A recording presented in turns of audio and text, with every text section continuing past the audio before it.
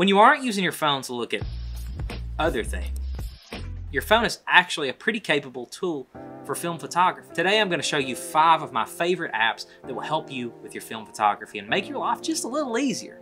Welcome back to Overexposed, your favorite internet channel for spicy camera reviews and bad pics. Alright, so the first app on the list, and this may seem pretty basic, but I highly recommend you guys get one, is a light meter. While they're admittedly good and valid reasons to have your own external, Sekonic, whatever, different brand of external light meter, it's also pretty helpful to have a light meter on your phone. Your cell phone is that one device that's always going to be with you, and it's handy to have a light meter there with you whenever you need it. One look on the App Store, there are a ton of these apps out there, very easy to find. The one light meter app that I use is called Light Meter.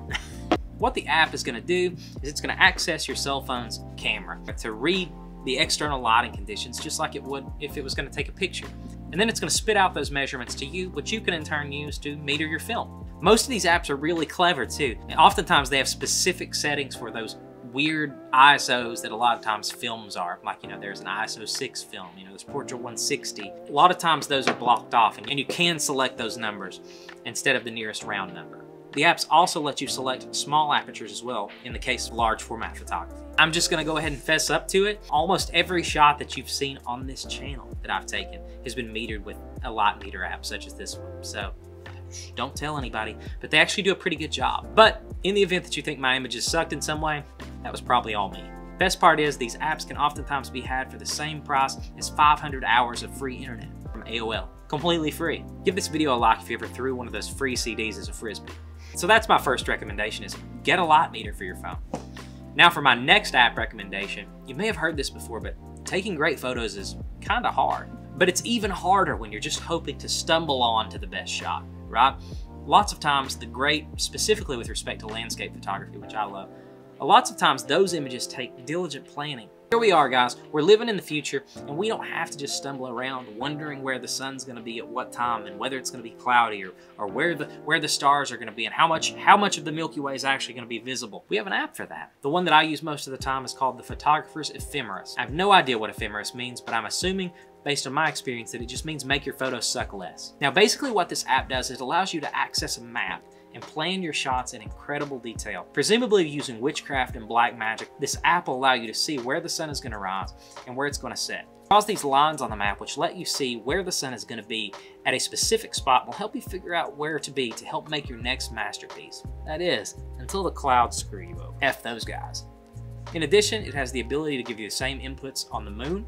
It can also tell you which bits of the night sky are going to be visible at what times. Shout out to my astrophotography. There are lots of other apps that offer some of these functions. I've never seen all of those shot planning functions tied together so elegantly as in the Photographer's Ephemeris. There is one drawback to the app though, and it costs a little money. The app is $9.99. Luckily though, that's a one-time payment. You buy the app. I think I bought it like 2 or 3 years ago at this point. I've been using it a long time. Another drawback to the app is when you first open it, it is very intimidating. There are lots of settings and lots of different things you can drag, so it's going to take some time to actually figure out what the heck you're doing. Although that has been made better over the years with updates. Although the app isn't that hard to use, I will warn you, the first time that you sit down to use it, you're probably going to feel like an 8-year-old in a calculus class trying to figure it out. But stick with it, it'll get better, and it is a very helpful tool for helping you plan some of those detailed shots out.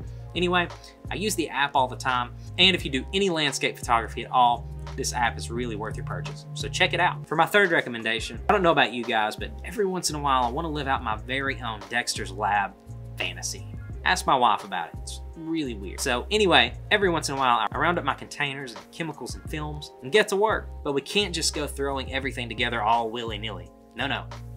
I use this app called Massive Dev Chart to try to help me sort out which chemicals to use, what temperatures to use them at, and for how long. Massive Dev Chart is the world's largest film development chart with a multi-step timer and darkroom support. The app contains the most complete, accurate, and up-to-date development times. It's available for iPhone and Android, so the interface is super simple and easy to use, lets you adjust film development time automatically by temperature, store lists of your favorite customizable film and developer combination, modify preferred agitation schemes, and find the correct values of liquid depending on the developer dilution.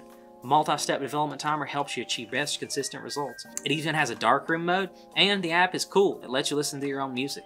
So all very good things. The app does cost a little bit as well. It's $8.99. So if you're developing your own film, having this app will really help your film development. Unlike all that money that you've poured into Candy Crush over the years, this app will benefit you for many years to come. I do have one complaint about it though, and that's that the app doesn't actually develop the films for you. You gotta do that. It's just the chart. What if I told you that there was an app that would develop your films for you? Ladies and gentlemen, welcome to the Darkroom app. I know, it's not nearly that simple. The Darkroom is actually a photography lab, and they're who I use to develop most of my film. My favorite thing about the Darkroom, though, is that they have moved photography out of the world of monocles and top hats, and they have given us an app that is an elegant one-stop shop for basically all of your film photography needs. Now, the app isn't super complicated. It's really self-explanatory and easy to navigate. Probably my favorite thing about the app is the ability to use the galleries on the app. Whenever you get your films developed by the Darkroom, they upload them to a gallery on your Darkroom account and you're able to access them through the app immediately. So that is super handy. There's no better feeling than to be laying in your bed watching Netflix and then the email comes through, your photos are ready. Open up the app, boom. I love the app, love the company. Check those guys out. Now, it's finally time for my last recommendation. Shooting film with long exposures is a lot like mixing different types of alcohol. The results can be a little unpredictable, let's say.